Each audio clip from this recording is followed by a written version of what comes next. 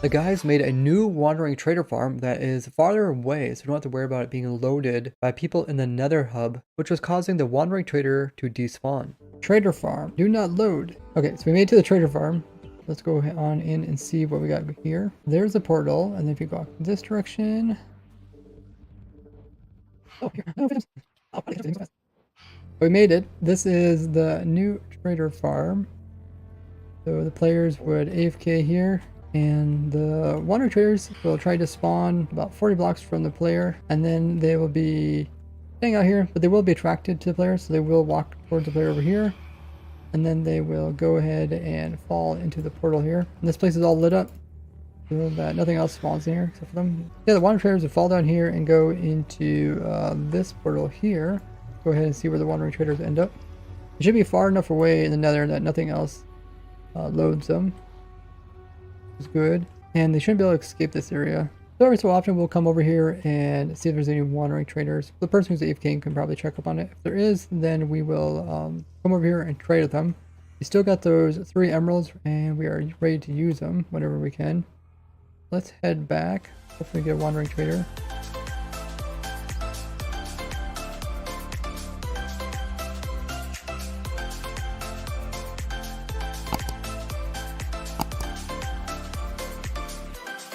So here we're at spawn. The guys are getting ready to have the villagers be added into the game. Last time we took a look at the trading area dedicated for villagers, and we also took a look at the auto crop farm over here.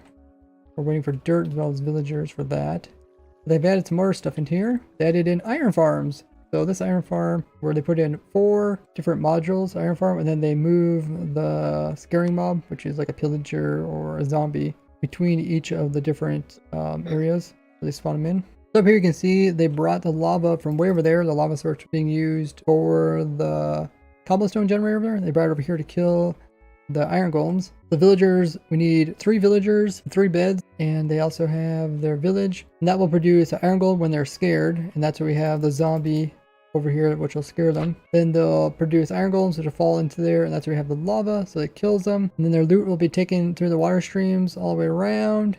And then there's a collection system right there in the center. And by moving the... Now we're just waiting for the villagers, obviously. We can't have an iron farm without the villagers. We still get iron from our zombified pigland farm. That's the main way we get iron. It's like really easy to get compared to trying to kill zombies. So you guys often ask, why don't we use our 3 emeralds to purchase a sapling from the wandering trader and put it on our grass block to grow it up to be a tree? And that way we don't have to try to get more dirt. We can easily get a tree very quickly.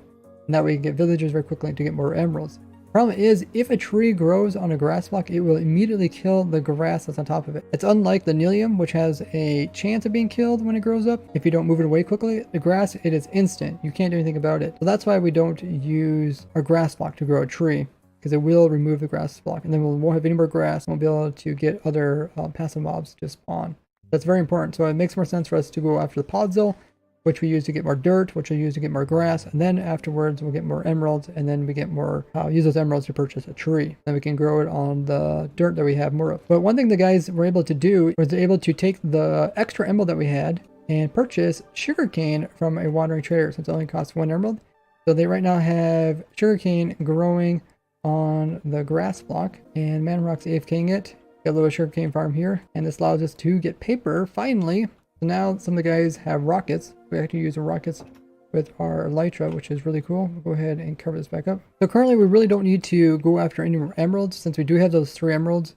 So with the paper, the guys been getting off of the cane farm. They made some rockets, as we do have a lot of gunpowder. And that allows us to actually use our elytras, but they're kind of rare. So we're gonna save them and maybe use them in very rare circumstances. So let's take a look at these skeleton horses. So do you just notice these while you're working?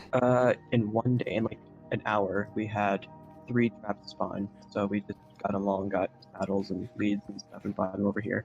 I think skeleton horses now, all their stats are exactly the same. In the past, in 1.11, they used to have like the ones with 27 hearts. That one looks so funny when he's upside down trying to jump. It looks looks like some kind of like mechanical, like animatronics jumping horse that's upside down. Oh, that's so funny. You got them here on top of these carpets, so they don't think they can pathfind off of it. And back here, the guy is working on boat racing area. We can't technically get boats yet because we don't have access to wood that allows us to make boats. Can't make them with the fungus tree variations of boats. That's kind of cool. Like all those saddles we fished up, we can actually use them on these horses. Yeah, let's go around the horse track. I think all the horses are the same speed. Oh my gosh, mine's so It looks like my horse is like trying to run really fast, but he's not really going that fast.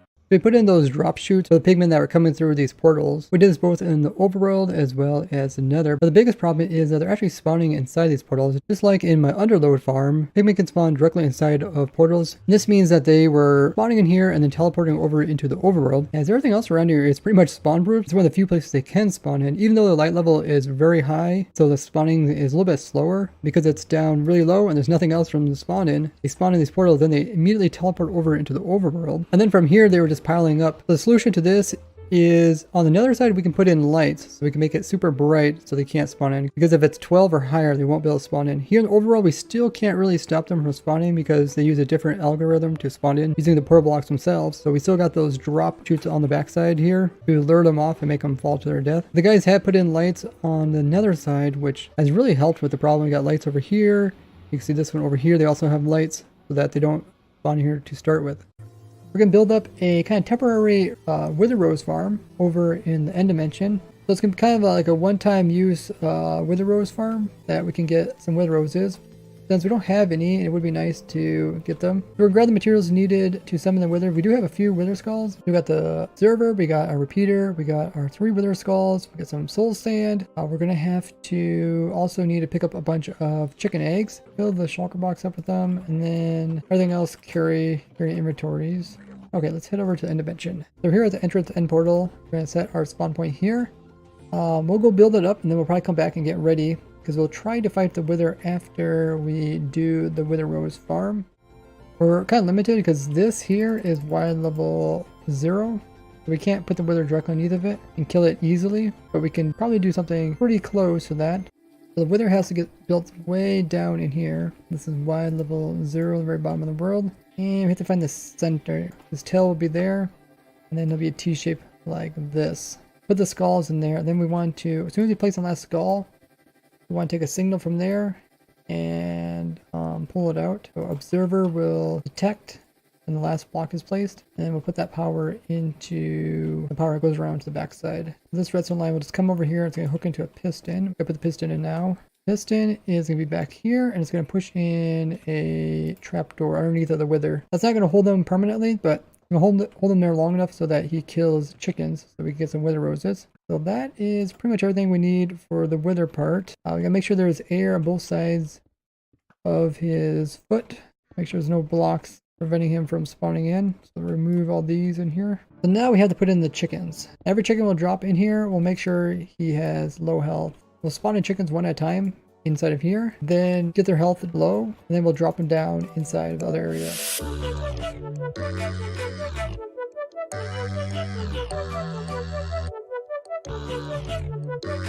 Are you guys ready to get some wither roses and also fight the wither? We're going to kind of do this in 2 parts. We need one person's going to be with me.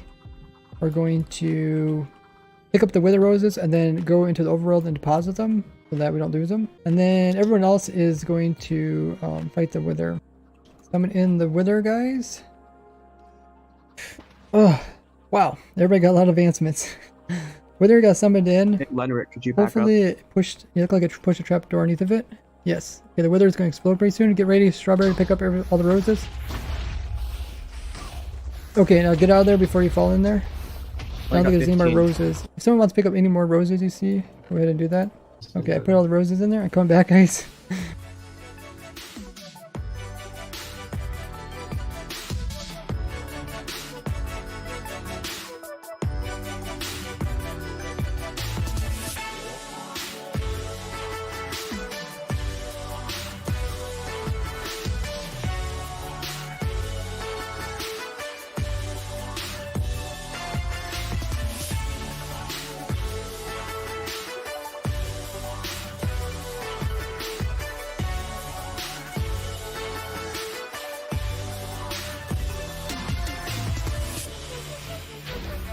He just stands here in the void. That was the first death. Wow, he's shooting a lot. Oh, now he's falling. So yeah, now he's in melee mode. So now he might re-heal though. He might come back up. Don't hit him. Don't hit him. We want him to actually re-heal so he comes back up. He's not re-healing fast enough. He went to the void now. Once again, the void, he starts taking damage. 22 wither rolls. That's pretty nice. We can put him into different situations like make a wither skeleton farm. Also, if we want to kill stuff in other means. And wither roses do a lot of damage too, which is nice. Guys, I was just told that they got a wandering trader that has a puzzle trade. So let's head out to the wandering trader farm. It is really far away. That way it doesn't accidentally get loaded. Now we turn off of the main road and we go down this one. This is normally where you go in for the trader farm. And this is the direction you go if you're going to trade with a wandering trader. So I got the emeralds inside of there, and there should be an ender chest at this end as well. So let's head over there. Okay, trader llama. Good sign. It could be nighttime, so he could be invisible. Oh, I think I see him right here. Yeah, there he is. This guy's not a puzzle guy. Is there a guy that is puzzle? Maybe this guy? That guy's not puzzle. How many guys are here? Okay, let's go into overworld. I only see 2 guys over here. Wandering traders here. It is night out, so... Oh, there's one guy. There he is. Awesome. Puzzle for 3 emeralds. That is amazing, guys. Let's purchase that. And the reason, like I said, we're choosing Podzol over buying saplings is because if we grow saplings on our grass block, it will kill the grass block instantly. There's nothing you can do about it, which is different than Nilium. So that's where we're first getting Podzol, which can turn to more dirt, which can turn to more grass, and then we're going to be able to get more emeralds in order to get the saplings. There's also tons of other stuff we can get from wandering traders that we can't get any other way, like mushrooms. We will be using this farm a lot. Oh, looks like turn daytime. Oh no, his invisibility ran out. So yeah, we might be back to get stuff like saplings. I guess there's a couple of these guys here. Where's the other guy? There he is. Okay, let's go safely put this back into the ender chest. And we'll take this all the way back to spawn with us. Guys, we finally did it. We got the Podzol trade, and now we're able to really expand super fast here on ProtoSky. And we should be able to chop down our first official tree in the next episode. Thank you guys so much for the amazing support you guys have been showing for this series. I want to thank everybody who subbed to me on Twitch, as well as all my Patreons who made this server possible. As always, don't forget to share this series with other Minecrafters, as well as leave a like on it. And I'll see you guys in the next episode.